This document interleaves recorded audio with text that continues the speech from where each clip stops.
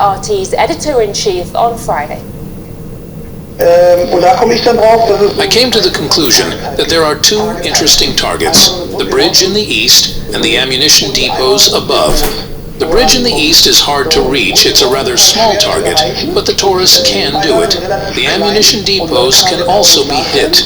If we consider the bridge, I don't think Taurus is enough, and we need to have an idea of how it might work, and for that we need satellite data. I don't know if we can train the Ukrainians for such a task in a short time, and we are talking about a month. What would a Taurus attack on the bridge look like?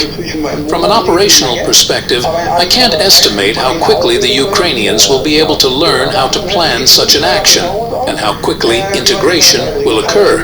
But since we are talking about the bridge and military bases, I understand they want to get them as soon as possible.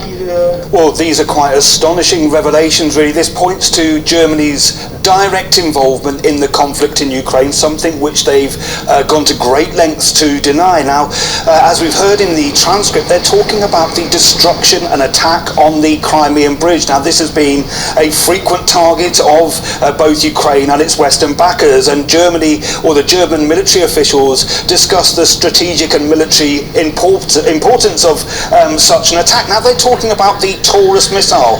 This is the long-range missile that there's been some dithering from the German Chancellor Olaf Scholz over the supply of it. If you remember that Germany had to be pretty much forced into supplying the Leopard tanks. It came under great pressure from the United States, and now it's coming under pressure to supply the Taurus missile. There's a lot of explaining to do, but as we understand, Berlin has declined to comment on the accusations. They talk about sneaking in through Poland so that nobody notices, and they discuss about how they're going to get the missiles into Ukraine, if indeed they can get the missiles into Ukraine. Gerhard, it doesn't matter. We need to ensure that from the very beginning there is no mention that would make us part of the conflict. I am exaggerating a bit, but if we tell the minister now that we plan meetings and will drive by car from Poland so that no one notices, that's already participation, and we won't do that. They talk about the Brits and how they managed to get the Storm Shadow, of course the British long-range missiles, into the country. But there was another interesting exchange when it comes to the efforts of disassociating the German armed forces from direct involvement in the conflict. Just a moment. I understand what you're talking about. The direct closed connection between Bukel and Ukraine might concern politicians, which could lead to direct involvement in the Ukrainian conflict. In that case, it can be said that information exchange will occur through MBDA, and we will send one or two of our specialists to Schrobenhausen. Of course, this is cunning, but from a political standpoint, it may look different. If information exchange happens through the manufacturer, it's not related to us. Now, we've heard about this attempt to travel by car through Poland so that nobody notices, but they also talk about the information exchange, and they say that this information exchange can take place between Ukraine and MBDA. This is the arms manufacturer responsible for developing the Taurus missile. This could take place at the Buchel Air Base in Germany. This is a German Air Force base, but it would take place with technicians that they talk about, bringing them in, which would disassociate the armed forces from that information exchange. These satellite images, which they say can be processed at Bucha. Now this gives information about targets and the accuracy range of around 3 meters. So this is the kind of information, this detailed information that would be needed to carry out a strike on the Crimean Bridge. They talk a lot about the Brits and the Storm Shadows, about how they managed to use them inside Ukraine, but they spoke about the mounting on aircraft, particularly they spoke about the F-16s. They also, in the discussion, said that, well, this is a slow process. Should Olaf Scholz decide tomorrow that he's going to send these Taurus missiles, it would take about 8 months for them to be able to be activated, because they require a lot of training.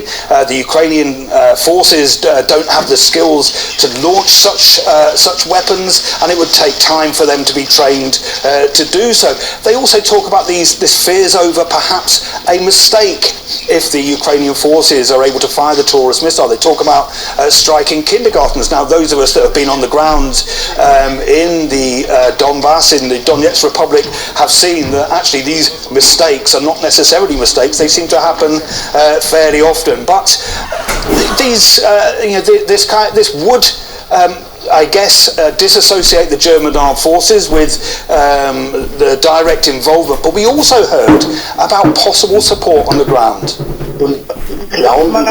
Do you think it is possible to hope that Ukraine will be able to do everything on its own? After all, it is known that there are many people there in civilian clothes who speak with an American accent. So it is quite possible that they will soon be able to use it themselves. After all, they have all the satellite images. So there we heard the use of the term cunning. Now this is an interesting term, and we can be sure that the people on the ground in civilian clothes with American accents aren't in Ukraine on a sightseeing tour. They're not there to see the sights of Ukraine, and as was hinted at there, they could actually help with the deployment of such attacks that we're talking about, including on the Crimean Bridge. Steve, but in terms of the Ukraine conflict, would these new weapon supplies really change anything on the ground?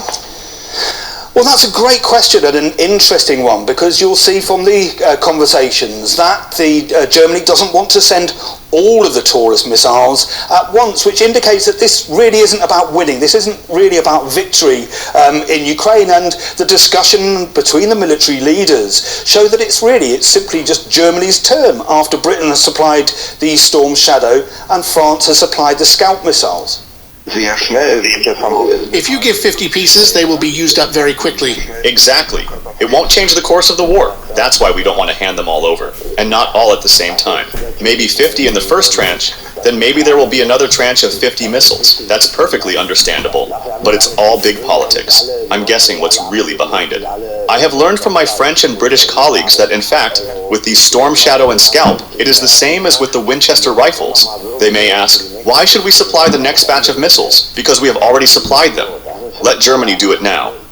There's now a general acceptance, even among Western leaders, that Ukraine is losing, that it can't actually win this conflict. We've seen recently the liberation of Avdiivka, we've seen Russian advances